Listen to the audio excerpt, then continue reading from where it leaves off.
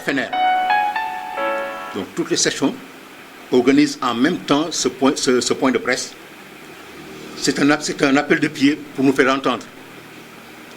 Mesdames, Messieurs les secrétaires généraux des centrales syndicales ou le représentant, Mesdames, Messieurs les représentants des fédérations et associations sœurs, Mesdames, Messieurs les représentants des organes de presse, Mesdames, Messieurs les invités, chers camarades de la NRCM-FNR, merci d'être venus à notre présent point de presse, à l'issue duquel nous sommes sûrs que vous porterez largement à la connaissance des Sénégalais et des Sénégalaises, ainsi qu'à ceux qui nous gouvernent, les maux dont souffrent les retraités du FNR.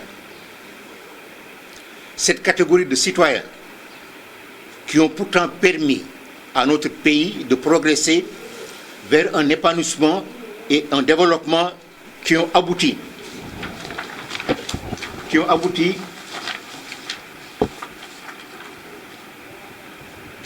à la souveraineté nationale. Après une brève monographie de l'association, notre point de presse sera axé sur 3 étapes. 1. Nos relations avec les autorités étatiques. 2. L'association des pensions du FNR. 3. Le projet de réforme du FNR.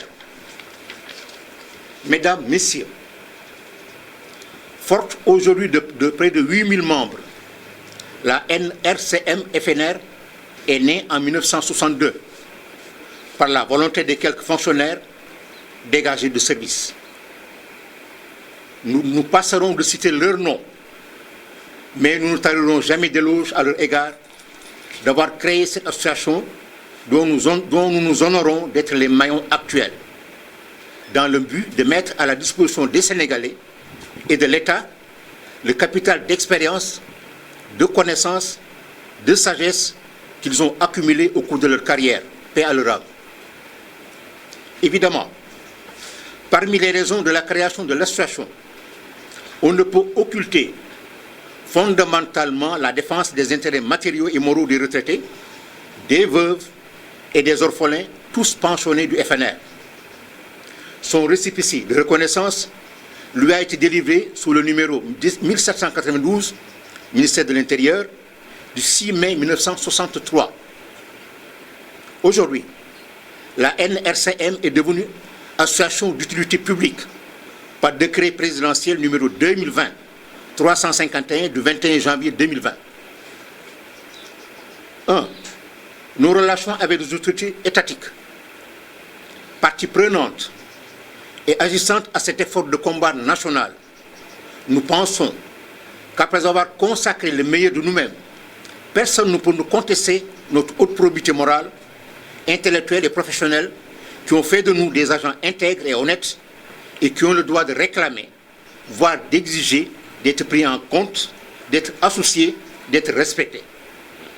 À l'époque, les pouvoirs publics en étaient si conscients qu'ils avaient porté un grand intérêt aux activités que menait l'association en lui accordant une attention particulière en tant que de besoin et en l'invitant à participer aux structures de concertation administrative, aux séminaires sur les questions de santé, gériatrie, gérontologie ou d'intérêt général. Ce faisant, force est de reconnaître que beaucoup de nos doléances avaient été satisfaites au profit de tous les pensionnés du FNR, sans exclusive, et ce, dans la patience, la retenue, sans marche, ni rassemblement, ni pancarte, ni brassard. Aujourd'hui, le point de presse qui nous ressemble ici est une parfaite illustration de tout le contraire de ce qui précède. Or donc, comme vous le savez, des associations et organisations comme la nôtre ne peuvent user de préavis de grève. On n'est plus en service, on n'est plus en activité. Elles n'ont qu'une seule voie qui, du reste, est très civilisée, la voie épistolaire, en direction des autorités censées intervenir sur le sort des pensionnés du FNR. Malheureusement, en face, depuis l'an 2012, année où M. le Président de la République, Macky Sall, a accédé à la magistrature suprême du Sénégal, nous avons des interlocuteurs qui ne le sont que de nom. ne faisant suite à presque aucune de nos correspondances, fût-elle pour des souhaits de nouvel an. Toute endurance ayant des limites, la NRCM-FNR se voit obligée de changer de fusil d'épaule en se manifestant publiquement pour exprimer le ras-le-bol de ses membres d'être négligés, voire oubliés en tout, ce qui, hélas, n'honore ni le gouvernement, ni les anciens serviteurs de l'État que nous sommes.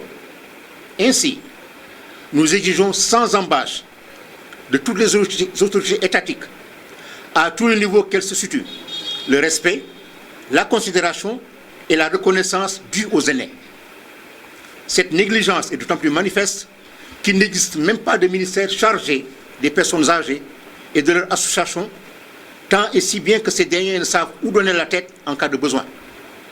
En effet, si les journées nationales et internationales des femmes ou des enfants sont organisées avec l'implication totale et effective du président de la République et de tous les membres du gouvernement et de toutes les autorités décentralisées, ainsi que la mobilisation de tous les médias, les journées internationales nationales et internationales dédiées aux personnes âgées passent inaperçues malheureusement. Deuxièmement, la situation des pensionnés du FNR, en plus d'un manque de considération que nous venons de souligner pour le dénoncer. Sachez que les pensionnés du FNR souffrent de multiples situations difficiles, d'ordre à la fois social, sanitaire, mais surtout financière, qui frisent la paupérisation de leur famille. C'est dire que la doléance actuelle, la plus importante, dont le règlement ne peut plus attendre, porte sur le montant dérisoire des pensions du FNR. Le montant des pensions du FNR stagne depuis le 31 octobre 2011. Ça fait 11 ans que nous attendons. 11 ans, je dis bien 11 ans. Pour dire vrai, ce montant ne stagne pas, il diminue sans cesse, compte tenu du renchérissement permanent du coût de la vie.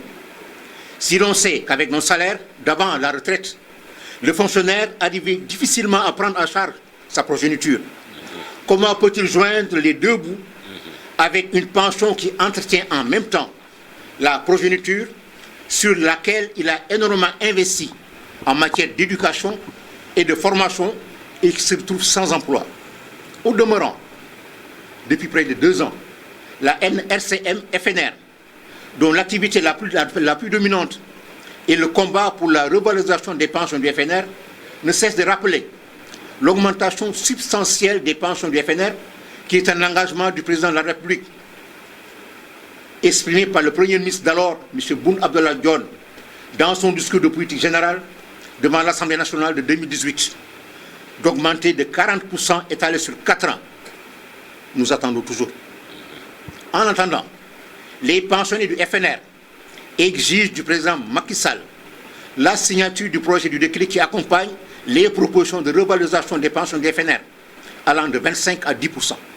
D'ailleurs, le budget afférent à cette revalorisation de montant de 8 milliards inscrit dans la loi de finances initiale de 2021 est déjà adopté. Pourquoi ce retard? On se pose la question. Troisièmement, sur la réforme du Code des pensions civiles et militaires du FNR, la deuxième conférence sociale d'avril 2017, présidée par le chef de l'État, M. Macky Sall, avait pour thème la réforme des retraites au Sénégal vers des régimes viables et inclusifs.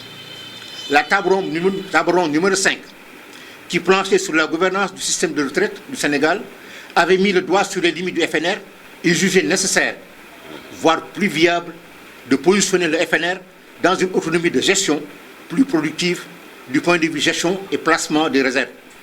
D'où la création d'une caisse autonome de retraités fonctionnaires, le CARF, seul gage d'une bonne gestion et d'une amélioration régulière des pensions. Parce que jusqu'à présent, le FNR est géré par l'État sénégalais. La commission qui a été nommée à cet effet a presque terminé les travaux. Une rencontre est prévue et sera convoquée incessamment pour une harmonisation des positions et des propositions. Toutefois, les représentants des associations de retraités et des centrales syndicales, membres de cette commission, exigent la mise à leur disposition du projet de décret y afférent 2 semaines au moins avant la réunion de la grande commission de validation du projet pour un dernier partage plus consensuel. Nous ne saurions conclure sans fustiger les services de la Poste qui créent d'énormes difficultés à payer les pensions aux retraités, malgré les virements effectifs dans les comptes des bénéficiaires par le Trésor public. À ce préjudice s'ajoute le fait de réclamer une somme de 45 000 francs à quiconque qui solliciterait une attestation de non-engagement pour clôturer son compte et cesser de se faire virer la pension. Pire encore, après avoir versé ces sommes libératoires, l'intéressé est obligé de patienter durant 30 jours pour obtenir ce sésame. Nous pensons que c'est injuste et c'est même intolérable. La NRCM-FNR exige avec la dernière énergie du directeur général de la Poste de respecter les retraités en leur payant leur pension dès l'effectivité du virement exécuté par les services compétents ou de libérer tout client retraité qui le désire indemne de tout engagement vis-à-vis des comptes de la Poste. Enfin, mesdames et messieurs, nous saisissons l'occasion pour exprimer toute notre reconnaissance aux associations sœurs qui nous soutiennent, la synthèse,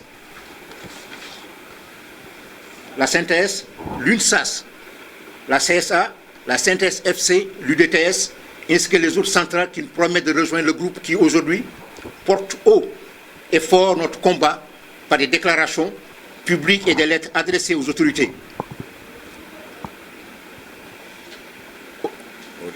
Au-delà des revendications nationales, nous, section à NRCM de Dagana, après la journée du retraité, nous invitons tous les retraités à se mobiliser pour s'impliquer davantage au développement local par le biais de la ferme du retraité. Merci mes camarades, vous êtes en train de prouver que notre combat est le vôtre et réciproquement. Merci à tous et à toutes. Vive la NRCM, vive le retraité. Je vous remercie. Merci.